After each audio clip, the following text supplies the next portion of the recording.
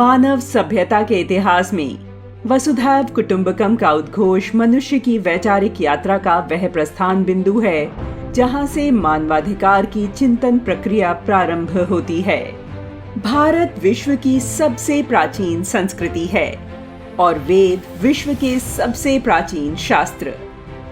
जीवन के पक्ष से संबंधित कोई भी ऐसा विषय नहीं है जिस पर वेद और उपनिषद इत्यादि में ज्ञान के सूत्र न मिलते हों। यह दुर्भाग्य ही कहा जाएगा कि भारत के पास अमूल्य ज्ञान निधि के होते हुए भी आज हमारी नई पीढ़ी को इस प्रकार का सभी ज्ञान हेय दृष्टि से पढ़ाया जाता है और उन्हें यह बताया जाता रहा है कि ज्ञान विज्ञान का उद्भव प्राचीन रोम और यूनान में हुआ था। मानव अधिकार के बारे में भी ऐसी ही मान्यता है कि मानव अधिकार की सबसे पहले बात करने वाला साहित्य यूरोपीय साहित्य है और यूनान के प्राचीन दार्शनिकों ने मानव अधिकारों का प्रत्यय विश्व के समक्ष रखा था। प्रत्येक भारतीय को यह जानकर गर्व होगा, विश्व गुरु कहलाने वाले भारत ने हजारों वर्ष पूर्व विश्व को मानवीय अधिकारों का पाठ भी पढ़ाया था। वेद, उपनिषद, स्मृतियां, रामायण, महाभारत जैसे ग्रंथ अनेक ऐसे सूत्रों से समृद्ध हैं जिनमें मानव अधिकार विमर्श का दर्शन होता है।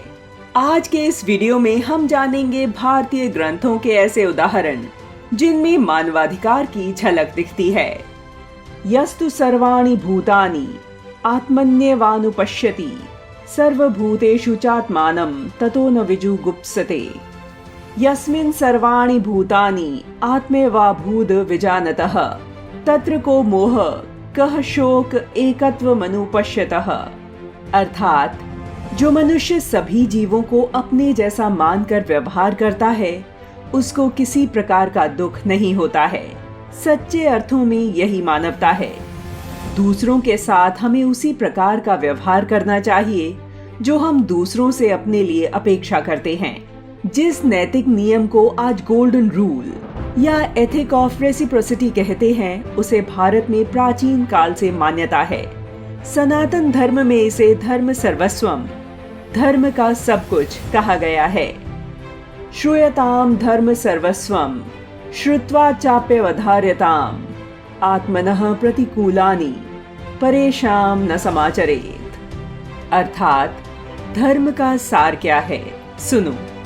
जीवन के धर्म को सुनो और सुनने के पश्चात सदैव इसका पालन करो। कभी भी किसी अन्य के साथ ऐसा व्यवहार न करो जो तुम स्वयं के साथ नहीं चाहते। परहित बस जिन्ह के मन माही तिन्ह कहूँ जग दुर्लभ कछु नाही। अर्थात जिसके मन में दूसरे का हित बसता है उसके लिए जगत में कुछ भी दुर्लभ नहीं है।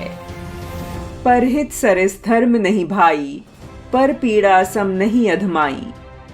अर्थात दूसरों की भलाई के समान कोई धर्म नहीं है और दूसरों को दुख पहुंचाने के समान कोई नीचता पाप नहीं है।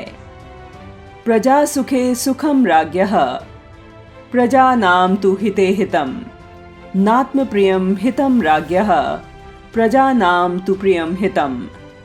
अर्थात प्रजा के सुख में राजा का सुख निहित है। प्रजा के हित में ही उसे अपना हित दिखना चाहिए। जो स्वयं को प्रिय लगे उसमें राजा का हित नहीं है, उसका हित तो प्रजा को जो प्रिय लगे उसमें है। संगच्छध्वम संवधध्वम सवो मनासी जानताम देवा भागम यथा पूर्वे संजानाना उपासते। अर्थात आपस में साथ मिलकर चलो, परस्पर संवाद करो, तुम्हारे मन एक ज्ञान वाले हों, जैसा कि तुमसे पहले के विद्वान एक मन होकर अपना कर्तव्य करते हैं। वीडियो देख लेने के बाद अब आप भी गर्व से कह सकेंगे कि मानव अधिकारों का सबसे प्राचीनतम उल्लेख हमारे महान पूर्वजों के चिंतन में दिखाई देता है। विश्व ज्ञान की सभी शाखाओं को हम भारत की प्रज्ञा में ही निहित पाते हैं। आवश्यकता है तो केवल एक, दुर्भाग्य से भारत के स्वत्व का गला घोटने का जो कुत्सित षड्यंत्र रचा गया, हमें उसे विफल कर अपने भारत बोध को जगाना होगा।